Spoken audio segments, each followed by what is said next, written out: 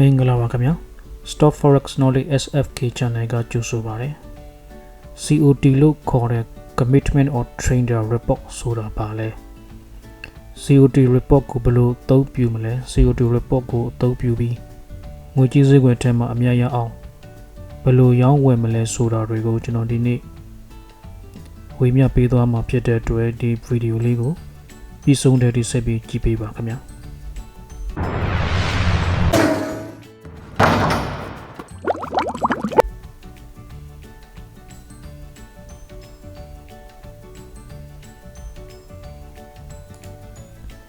COT report ဆိုတာဘာလဲ COT Commitment or Trader Report ဆိုတာ US Future ဈေးကွက်ထဲမှာအယောင်းအဝယ်လုပ်ကြတဲ့ဒီ trader တွေရဲ့လှုပ်ဆောင်ခြင်းတွေကို CFTC လို့ခေါ်တဲ့ Commodity Future Trading Commission ကအပတ်စဉ် Eastern Time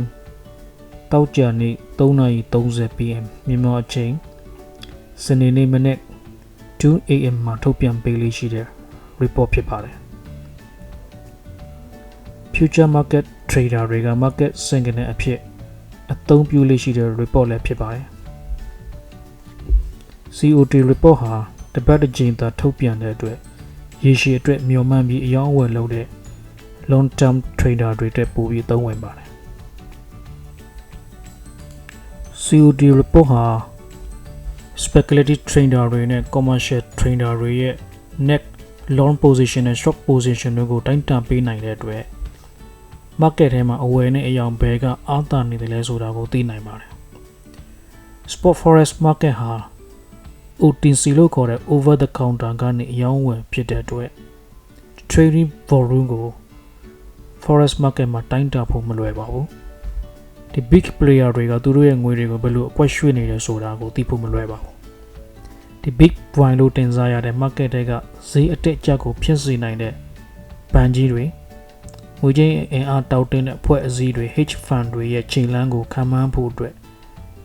ဒီ COT report ကအကောင်းဆုံးပါပဲ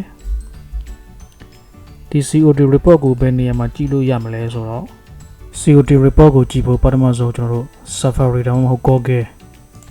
ထဲကိုသွားပါပြီးရင် www.cftc.gov ကိုရိုက်ပါဒီ Commodity Future Trading Commission website ထဲရောက်သွားပြီဆိုလို့ရှိရင်ဒီ Market Data နဲ့ Economic Analysis ဆိုတဲ့အောက်က Commitment of Trader ထဲကိုသွားပါ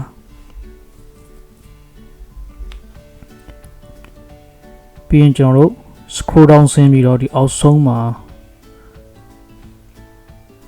current legacies report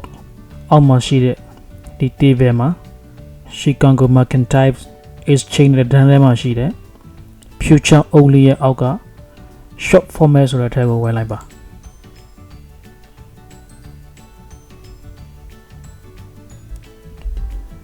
ဒီမှာဆိုလို့ရှိရင်ကျွန်တော်တို့နေ့ရက်နေ့6လ2020ကနောက်ဆုံး release လုပ်ထားတဲ့ COT report ကိုကျွန်တော်တွေ့မြင်နိုင်ပါတယ်ဒီမှာဆိုလို့ရှိရင် Banta make Canadian dollar British pound sterling Japanese yen euro New Zealand dollar Bitcoin S&P 500 စသဖြင့်တောက်ကြနေ့နေ့6လ release မလုပ်ခင်တရက်ကြာသပတေးနေ့ညနေ trading တိုင်းမှာအရောင်းအဝယ်လုပ်ထားတဲ့ contract အရေးအတွက်တွေကိုဒီမှာတွေ့မြင်နိုင်ပါတယ်ဒီ Japan နဲ့ yen ကိုကြည့်ပါ Japan နဲ့ yen အောင်မဆိုလို့ရှိရင် Chicago Mercantile Exchange future only position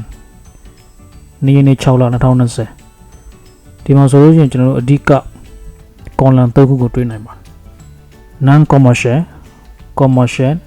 non reportable position ဆိုပြီးတော့တွေ့ရပါမယ်ဒီ non commercial ဆိုတာက business လုပ်ငန်းကိုမပိုင်ဘဲနဲ့ဒီငွေကြေးအင်အားအမြောက်အများနဲ့ဒီ commercial တွေရောင်းတာတွေကိုဝယ်ပြီးတော့အမြတ်ရရင်ပြန်ရောင်းခြင်းဖြင့် market ထဲမှာအရောင်းဝယ်လုပ်တဲ့ဒီ hedge fund ကြီးတွေ investor ကြီးတွေ financial institution ကြီးတွေပါဝင်ပါတယ်ဒီ commercial ဆိုတာက ကိုယ်တိုင်ကုန်ပစ္စည်းတွေကိုထုတ်လုပ်ရောင်းချတဲ့စိတ်ရုပ်အလုံးယုံတွေ business လုပ်ငန်းတွေအတွက်အယောင်းဝယ်လုပ်ပေးတဲ့ trader တွေဖြစ်ပါတယ်သူတို့တွေဟာသူတို့ထုတ်လုပ်လိုက်တဲ့ကုန်ပစ္စည်းတွေကိုဒီနောက်အနာဂတ်မှာဖြစ်ပေါ်လာမယ့်အကြောင်းအမျိုးမျိုးကြောင့်ကျဆင်းသွားနိုင်တဲ့ဈေးနှုန်းအတွက်ဒီအရှုံးကိုကာမိစေဖို့ဒီ future market ထဲမှာဝင်ရောက်ရောင်းဝယ်တဲ့သူတွေဖြစ်ပါတယ်ဥပမာဒီရေနံကိုတူးဖော်ထုတ်လုပ်ရောင်းချတဲ့ကုမ္ပဏီတွေဟာသူတို့ထုတ်လုပ်လိုက်တဲ့ရေနံကိုဒီနောက်အနာဂတ်မှာဈေးကျလာခဲ့ရင်ကာမိအောင်ဒီ future market ထဲမှာကြိုပြီးတော့သတ်မှတ်ထားတဲ့ဈေးတစ်ခုနဲ့ဝင်ပြီးရောင်းဝယ်တယ်လို့မျိုးပေါ့ future market ဆိုတာကအဲ့ဒီ market ထဲမှာရောင်းဝယ်တဲ့သူတွေဟာသူတို့ဝယ်လိုက်ရောင်းလိုက်တဲ့ပစ္စည်းဥပမာရွှေဘယ်နှတန်ကိုယခုလက်ရှိဝယ်လိုက်ရောင်းလိုက်တဲ့အချိန်ပေါ်စင်အတိုင်းနောက်အနာဂတ်မှာသတ်မှတ်ထားတဲ့အချိန်ဘယ်နေ့ဘယ်ရက်မှာ delivery လုပ်ပေးရမယ်ဆိုတဲ့သဘောတူညီချက်နဲ့ရောင်းဝယ်လုပ်တဲ့ market ဖြစ်ပါတယ် non reportable position ဆိုတာကကျွန်တော်ဒီ CFTC ကို report လုပ်ဖို့အတွက်လိုအပ်ချက်မပြည့်မီတဲ့ retail trader တွေရဲ့ position တွေဖြစ်ပါတယ်ဒီမှာဆိုလို့ရှိရင်ကျွန်တော် long short spread ဆိုပြီးတွေးမြင်နိုင်ပါတယ် long ဆိုတာဒီ non commercial တွေကဝယ်ထားတဲ့ position တွေပေါ့ဒီ report ကို release မလုပ်ခင်နေ့ရက်နေ့6လမတိုင်ခင်မှာဒီ report ကကျွန်တော် Friday မှာ release လုပ်တာဆိုတော့ Thursday ညနေထိရောင်းဝယ်ဖြစ်တဲ့ position တွေဖြစ်ပါတယ်ဒီမှာ non commercial က short လုပ်တာရောင်းတာက 19389 contract ဒီ spread ဆိုတာက non commercial တွေရဲ့ hold ထားတဲ့ long နဲ့ short position တို့ရဲ့တူညီတဲ့အရေးအတွက်ပေါ့ဒီ open interest ဆိုတာကဒီနေ့ရက်နေ့6လ2020မှာ release မလုပ်ခင်ကြာသပတေးနေ့ညနေ training day ရဲ့နောက်ဆုံးအချိန်ထိ hold ထားတဲ့ဒီ contract စုစုပေါင်းဖြစ်ပါတယ်ဒါတော့ကျွန်တော်တို့ go တို့ oil တို့ကိုကြည့်ချင်လို့ရှိရင်တော့ဒီ future only ဆိုတဲ့ခေါင်းစဉ်အောက်က commodity exchange incorporated တဲ့နာမည်မှာရှိတဲ့ short format ဆိုတဲ့ကိုသွားပြီးကြည့်နိုင်ပါတယ် silver မှာဒီ non commercial တွေဝယ်ထားတဲ့ contract ရေအတွက်ရောင်းထားတဲ့ contract ရေအတွက် commercial တွေကဝယ်ထားတဲ့အရေအတွက်ရောင်းထားတဲ့အရေအတွက် copper gold နေ့နေ့6လ2020 release မလုပ်ခင်တည်းရဲ့ကြာသပတေးနေ့ညနေအချိန်ထိဒီမှာ commercial တွေကဝယ်ထားတဲ့အရေအတွက်3သိန်းနဲ့8654 contract commercial ကဝယ်ထားပြီးတော့ non commercial ကဝယ်ထားတဲ့အရေအတွက် contract ရေအတွက်က2သိန်းနဲ့92,196 contract ဝယ်ရတာကိုကျွန်တော်တွေ့မြင်နိုင်ပါတယ်ဒီ COT report ကိုကျွန်တော်တို့ဘယ်လိုအသုံးပြုမလဲဆိုတော့ဒီ COT report ကိုတွေ့လို့ရှိရင်ကျွန်တော်တို့ကဒီ commercial တို့ဒီ non report တွေပဲကျွန်တော်ကြည့်စမ်းမလို့အဓိကကြည့်ရမှာကဒီ non commercial အောက်မှာရှိတယ်ဒီ long short position ကိုအဓိကကြည့်ပြီးကျွန်တော်တို့ရောင်းဝယ်လို့မှာဖြစ်ပါတယ်ဒီမှာ goal မှာဆိုလို့ရှိရင်ဒီ commercial ဟာ3သိန်းနဲ့8654 contract ဝယ်ပြီးတော့ non commercial က2သိန်း92,196ဝယ်တာကိုတွေ့ရပါတယ် commercial ကရောင်းတာကို non commercial ကဝယ်တယ် commercial ဒီမှာရောင်းတဲ့အရေအတွက်ကဝယ်တဲ့အရေအတွက်တွေပို့ပြီးတော့များနေတာကိုတွေ့နိုင်ပါတယ် 3,65,289ဆိုတဲ့ commercial တွေရောင်းတဲ့ position contract အရေအတွက်ဖြစ်တယ်ဒီ non commercial တွေကဒီ short position နဲ့ long position ပုံများနေကိုတွေ့ရပါတယ် non commercial ဆိုတော့ commercial တွေရောင်းတဲ့ဒီ goal တွေကို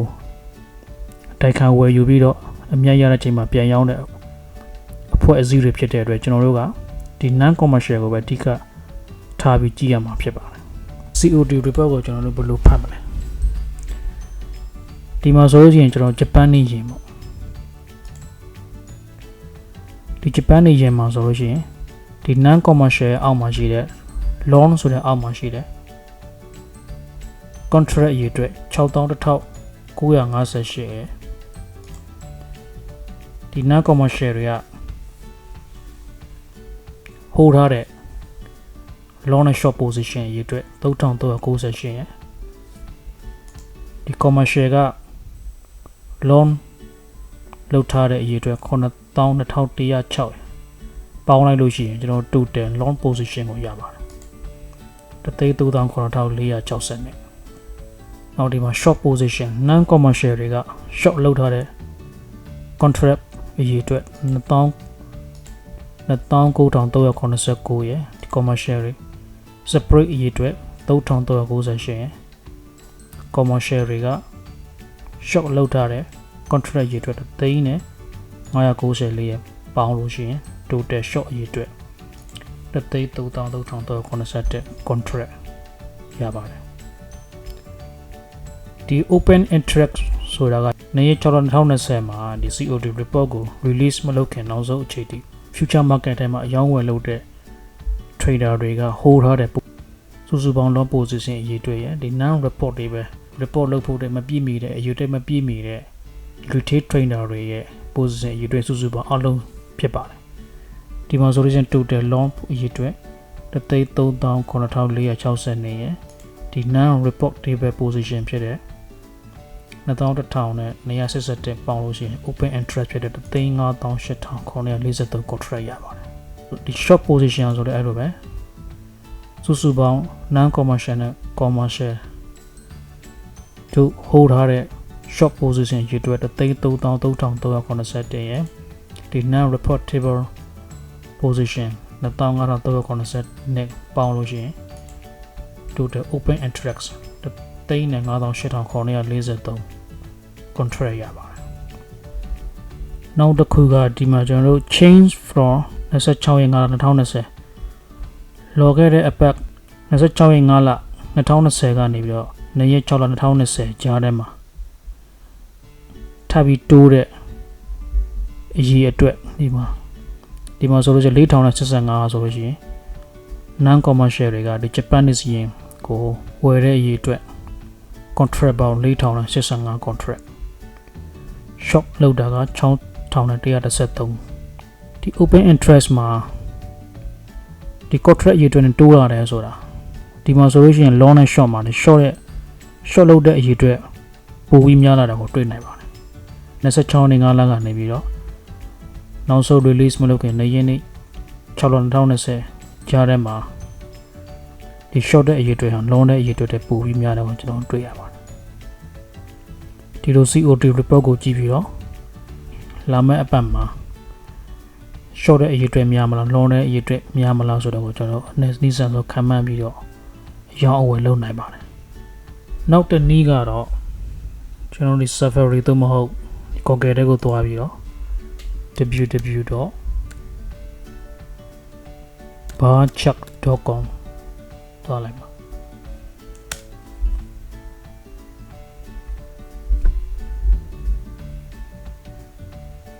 ဒီ barchart.com မှာဒီ future ဆိုတဲ့အောက်မှာ future ဆိုတဲ့အောက်က commitment or trader ရဲ့အောက်မှာ commitment or trader ထဲကိုဝင်လိုက်ပါဒီမှာကျွန်တော်တို့ US dollar Bitcoin British pound စသဖြင့် crude oil natural gas gold silver ကျွန်တော်ဒီ CFTC က release လုပ်တဲ့ report ထက်ကျွန်တော်ဒီမှာဆိုလို့ရှိရင် chart နဲ့ကြည့်လို့ရှိရင်ပို့ပြီးတော့မြင်သာထင်သာတဲ့အတွက်ဒီ bar chart ကိုတော်တော်များသုံးပြုကြပါတယ်ဒီမှာဆိုလို့ကျွန်တော်3 years 5 years ရွေးချယ်နိုင်ပါတယ်ဒီ chart ကိုလည်းကျွန်တော်တို့ go to COT chart နဲ့သွားပါ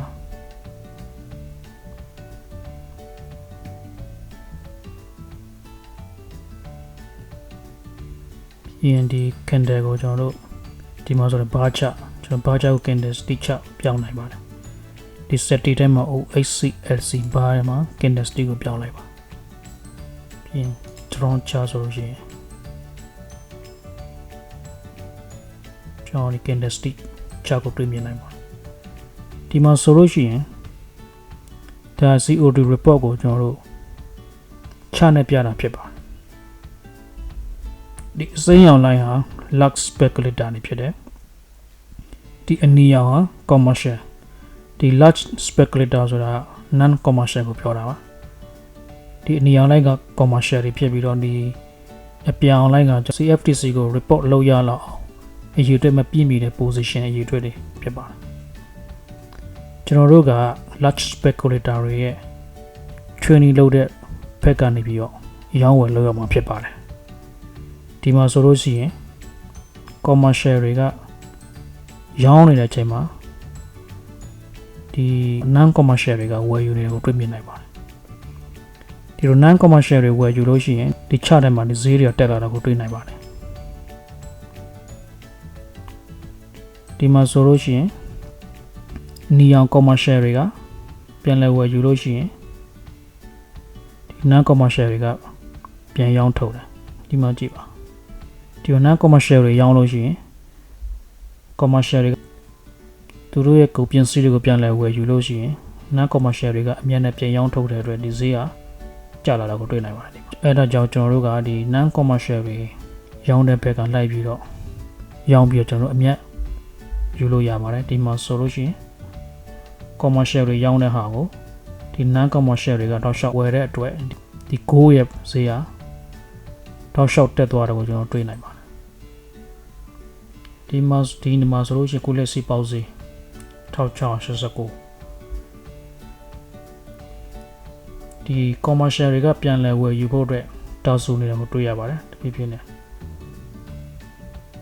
တကယ်လို့ဒီ commercial တွေကဆက်လက်ဝယ်ယူပြီးတော့ဒီလို